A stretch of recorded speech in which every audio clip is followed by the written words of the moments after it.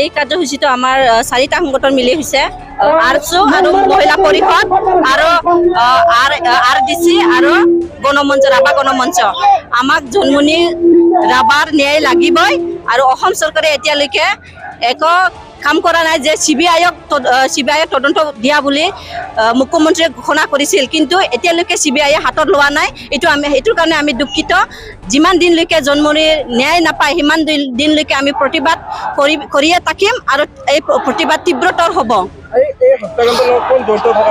এই হত্যাকাণ্ডৰ লগত যে জন্মনি মাকে যেতিয়া এজাহাৰ দিছিলে যে কেইজনৰ আৰক্ষী বিষয়াৰ নাম তাত সাঙুৰ কাইছিলে, কিন্তু আৰক্ষীৰ হাতত পোৱাৰ লগে লগে সেই নামবোৰ কিয় আঁতৰোৱা হ'ল?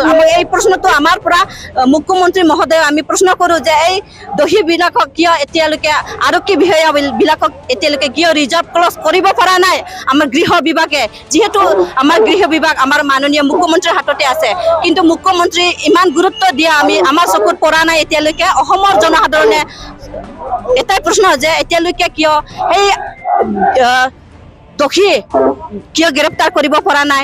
আবাজ্যোতি ৰাভা আৰু লীনা দলে, ৰুণা নেওগ, নিউজে মিডিয়া ইমান সিহঁতৰ বিষয়ে ওলাই আছে, কিন্তু আমাৰ গৃহ বিভাগ কিয় নীৰৱ হৈ আছে? এইটো আমাৰ প্ৰশ্ন।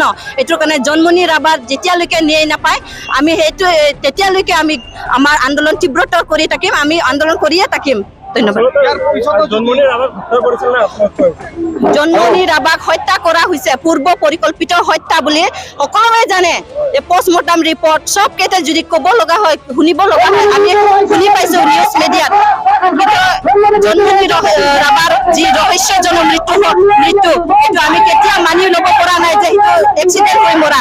জন্মনি ৰাভাক হত্যা কৰা যিহেতু আমাৰ জন্মনি IS জন্মনি ৰাভায়ে মানে যেনেকৈ মানে হত্যা কৰি পথ দুৰ্ঘটনা কৰোৱাইছিল, কিন্তু সেইটো ক্ষেত্ৰত আমি অসন্তুষ্ট। কাৰণ আজিলৈকে CBI তদন্ত বুলি আমি শুনিছোঁ, কিন্তু আজিলৈকে CBI তদন্ত মানে আজিলৈকে হাতত লোৱা নাই। সেইটো কাৰণে আমি আজি ৰাষ্ট্ৰীয় ঘাইপথ অৱৰোধ কৰিব আমি বাধ্য হৈছোঁ। আৰু যিয়ে নহওক যিমান দিনলৈকে আমি মানে SI জন্মনি ৰাভাক ন্যায় নাপায় সিমান দিনলৈকে আমি এনেকুৱা ৰাষ্ট্ৰীয় ঘাইপথ ওলাইকে আমি আন্দোলন কৰিয়ে থাকিম। আজি আমি 30 মিনিট লৈছোঁ, আধা ঘণ্টা। আমি আধা ঘণ্টা সময় কিনে আমি ৰাষ্ট্ৰীয় ঘাইপথ আমি অৱৰোধ কৰিম। মোটামুটি আপোনালোকে চাওক, মই ক'ব নোৱাৰোঁ। আৰু মানুহকেইটা আহি আছে, ওলাই আছে, যিমান পাৰে ইমান ওলাই থাকিব।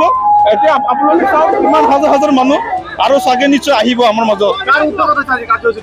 আজি আমাৰ যোনটো কাৰ্যসূচী আমি আৰচু, RX, BRKR, ৰাভা গণমঞ্চ, RDC মানে সকলোৱে সংগঠন 7টা সংগঠন মিলি কিনে আজি এইটো মানে প্ৰগ্ৰামটো লোৱা হৈছে। আজি ইয়াৰ পিছত যদি চৰকাৰে যদি গুৰুত্ব নিদিয়ে আমি যেনেকুৱা পৰ্যায়ে যাব লাগে ন্যায় নোপোৱালৈকে আমি এনেকুৱা কাৰ্যসূচী আৰম্ভ কৰিয়ে থাকিম। আমাৰ মূল দাবী হ'ল আমাৰ জন্মনি ৰাভাই মানে ন্যায় পাব লাগে। তাৰ লগত যিমান হত্যাকাণ্ড জড়িত আছে মানে অতি সোনকালে CBI তদন্ত কৰি গ্ৰেপ্তাৰ কৰিব লাগে আৰু মানে উচ্চ শাস্তি প্ৰদান কৰিব লাগে। আমাৰ